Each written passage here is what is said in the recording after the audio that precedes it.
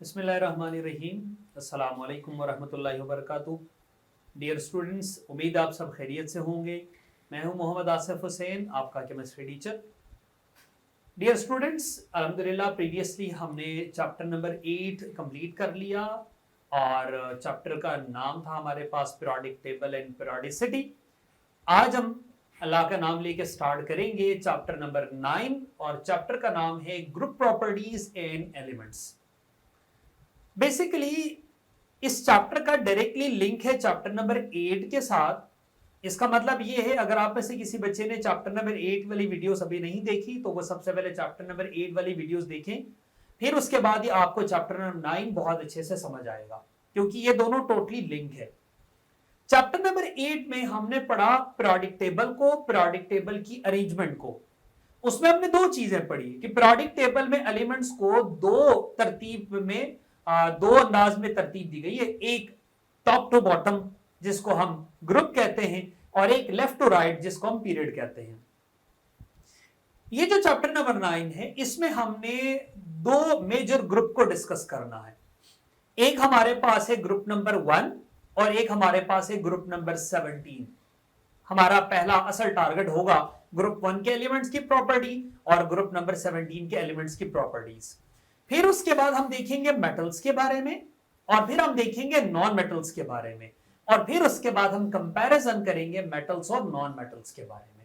सो इस पूरे चैप्टर में हम बुनियादी तौर पर इन्हीं सारी चीजों को समझने और जानने की कोशिश करेंगे। आप लोग साथ साथ चीजों को पढ़ते जाइएगा तो इंशाल्लाह आप लोगों को सारी बातें, सारा टॉपिक, सारे जो चैप्टर्स है ना, इंशाल्लाह आपको समझ आते जाएंगे। तो आइए स्टार्ट कर लेते हैं। फर्स्ट ऑफ ऑल मैं आपको बता रहा हूं chapter number 9 group properties and element कि किसी एक ग्रुप के जो एलिमेंट्स है उनकी प्रॉपर्टीज क्या होगी। यहां आपने सबसे पहले ज़हन में रखना है, चैप्टर 8 में मैं आपको बता चुका हूं तमाम के तमाम ग्रुप्स, 18 ग्रुप्स है पीरियोडिक टेबल में। हर ग्रुप की प्रॉपर्टीज आपको पीरियोडिकली सेम मिलेंगी। मिसाल के तौर पर एटॉमिक साइज की बात करें तो उसमें आपको रिदम नजर आएगा। इलेक्ट्रॉन एफिनिटी की बात करें, इलेक्ट्रोनेगेटिविटी की बात कर ले, आयनाइजेशन एनर्जी की बात कर ले, मेटेलिक कैरेक्टर की बात कर ले, रिएक्टिविटी की बात कर ले, आपको ग्रुप में रिदम नजर आएगा सेम पीरियड में भी। लेकिन हमारा टारगेट है ग्रुप का, तो आइए स्टार्ट कर लेते हैं। First of all properties of group 1 elements. हमारा आज का जो टॉपिक होगा वो ग्रुप 1 के एलिमेंट्स के ऊपर होगा कि ग्रुप 1 के एलिमेंट्स की ना क्या प्रॉपर्टी होगी। सबसे पहले ग्रुप 1 में कौन कौन है देखें, आप अच्छी तरह जानते हैं, मैं फिर से बता रहा हूं। ग्रुप 1 में हमारे पास है hydrogen, lithium, sodium, potassium, rubidium, caesium और फ्रेंशियम, जिसको मैं याद रखने के लिए पहले भी बता चुका हूं। आप इसको यूं याद रख सकते हैं, हाली ने की रब से फरियाद। ठीक है, हाली ने की रब से फरियाद। Hydrogen, lithium, sodium, potassium, rubidium, caesium, francium. Clear हो गई बात। हमने देखना यह है कि इनकी खासियत क्या होगी। First of all alkali metals. आपने ये बात याद रखनी है बेटा, all the elements of group 1 except hydrogen are called as an alkali metal।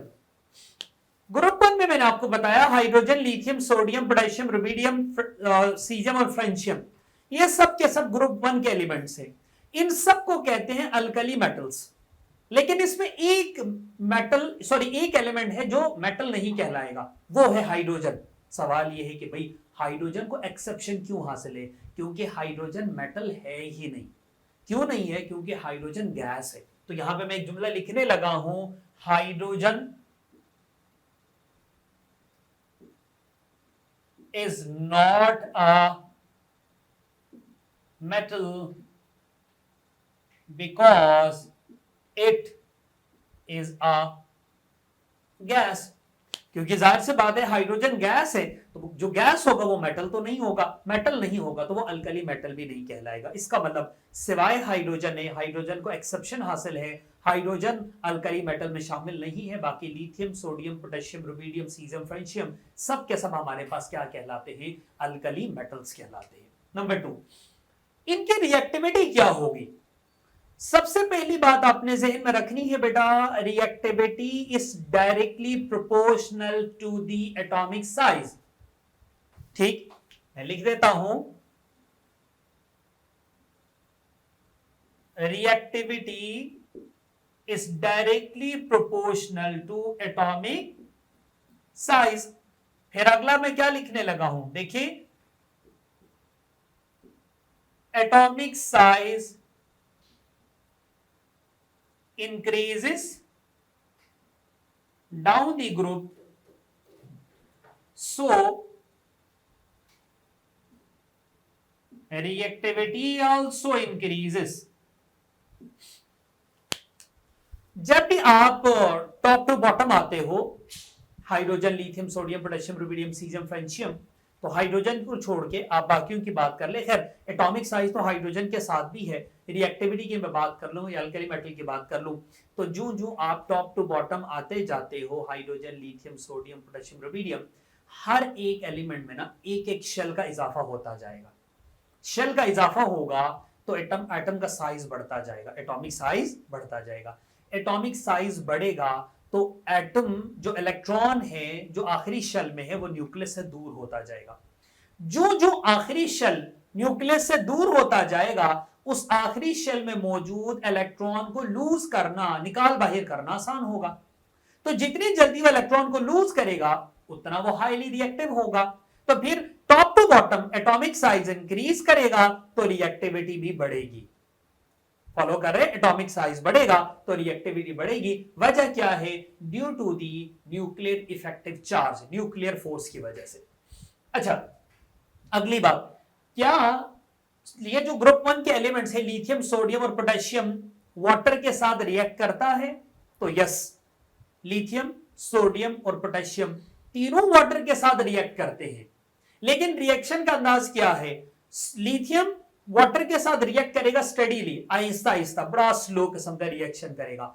Sodium एक ताकत के साथ यानी विगरसली रिएक्शन करेगा, और जो हमारे पास पोटेशियम है वो वायलेंटली, यानी जिसे कहते हैं ना धमाके की तरह से, ना धमाका खेज, मतलब इसको ना एक ब्लास्ट के साथ रिएक्ट करेगा। क्या होगा ये देखिए, सबसे पहले देखिए बेटा, ये मेरे पास है लिथियम और उसके साथ रिएक्शन होगा वाटर का, और साथ में एक जुमला यहां पे लिखने लगा हूं, स्टेडीली। स्टेडीली तो फिर क्या बनेगा, LiOH, लिथियम हाइड्रोक्साइड, और उसके साथ एक हाइड्रोजन का मोलिक्यूल। देखिए यहां पे अगर हम इसको बैलेंस करने पे आ जाएं तो ये 2 और ये 2, तो फिर 2 लिथियम 2 लिथियम, 2 हाइड्रोजन 4 हाइड्रोजन, और यहां पे भी लगेगा 2।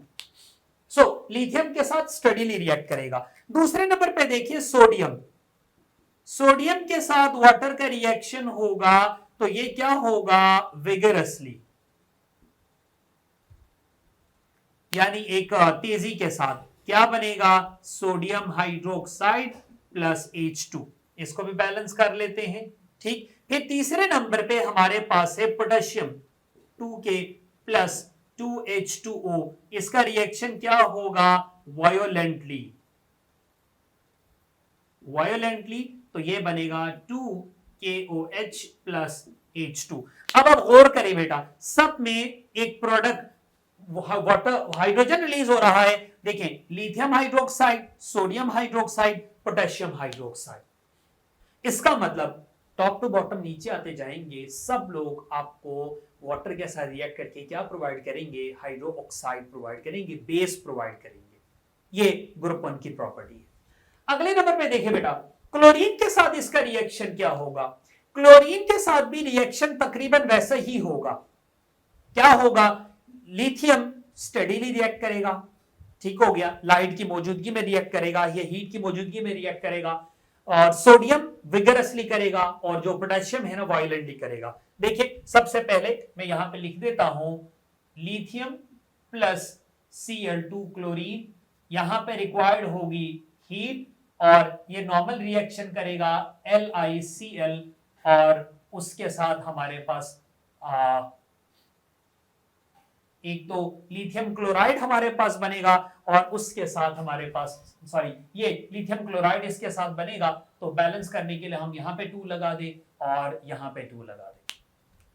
सेकेंड नंबर पे देखिए सोडियम, लिथियम के बाद सोडियम NaCl2, ये क्या करेगा, हीट और रिएक्शन कौन सा होगा, विगरस,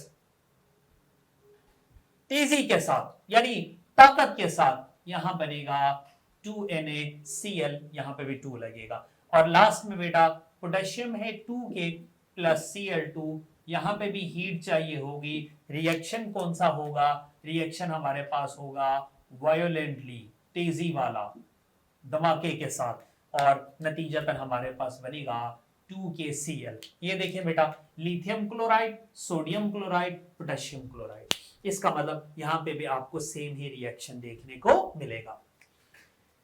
सॉफ्टनेस की हम बात कर लेते हैं। अब आपने ये बात अच्छी तरह से जहन में रखनी है कि जब भी हम एलिमेंट्स की ग्रुप 1 के एलिमेंट्स की बात करते हैं तो देखिए सबसे पहले एटॉमिक साइज इंक्रीजेस, तो फिर क्या होगा, nuclear force along the group decreases, तो फिर क्या होगा, metals will become soft, तो फिर क्या होगा, softness will increases down the group. अब इसको आप यूं समझिए बेटा, जैसे मिसाल के तौर पर मैं आपको एक बात बताता हूं, फॉर एग्जाम्पल अगर कोई ये दोनों हाथ ऐसे बिल्कुल साथ जुड़े हुए हो तो फिर इन दोनों में ऑब्वियसली एक सख्ती आएगी, लेकिन जो जो इन दोनों हाथों को दूर करता जाऊंगा तो फिर इनकी सख्ती कम होती जाएगी, इनको तोड़ना, इनको अलग करना आसान होता जाएगा। सेम इसी तरह से जब भी हम टॉप टू बॉटम आते जाते हैं, देखिए मैं यहां पे आपको एक ड्रॉ भी करके दिखा देता हूं, मिसाल के तौर पर ये है हाइड्रोजन, ये उसका न्यूक्लियस और उसके गिर्द एक शेल, एक इलेक्ट्रॉन, ये हाइड्रोजन है।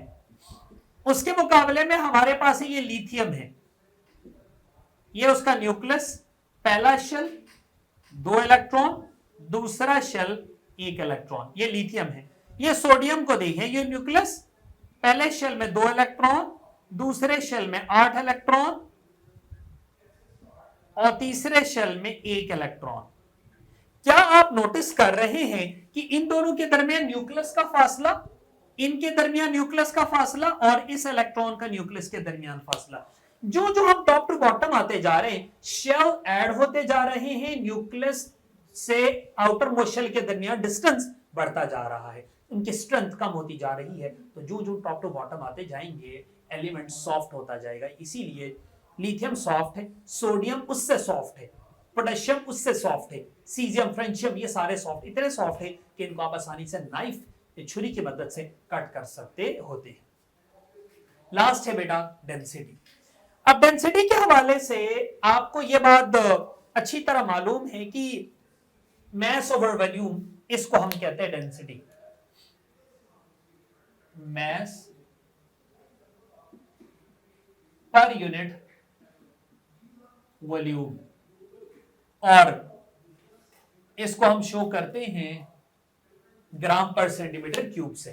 ठीक, जब भी हम टॉप टू बॉटम आते जाते हैं इनका ना वॉल्यूम बढ़ता जाएगा, इनका ना वॉल्यूम बढ़ता जाएगा, इनका मैस कम होता जाएगा। जब इनका मैस कम होगा तो कंफर्म है इनकी डेंसिटी भी कम होती जाएगी। समझ आ रही है, साइज बढ़ेगा, वॉल्यूम बढ़ेगा तो डेंसिटी कम होती जाएगी, क्योंकि डेंसिटी वॉल्यूम के साथ इनवर्सली प्रोपोर्शनल है और मैस के साथ डायरेक्टली प्रोपोर्शनल है। ये बड़ा इंपॉर्टेंट सा एक लॉन्ग क्वेश्चन है, आप लोग इसको अच्छी तरह से तैयार कर लीजिएगा। ये हेडिंग्स मैंने आपको बना के दी है, आप इसी हेडिंग के मुताबिक चीजों को याद कर सकते हैं। अच्छी तरह से पढ़ लीजिएगा, समझ लीजिएगा। कोई भी कंफ्यूजन, कोई क्वेश्चन हुआ तो आप कमेंट में पूछ सकते हैं। आप अपना बहुत सा ख्याल रखिएगा। Thank you so much. अल्लाह हाफिज़।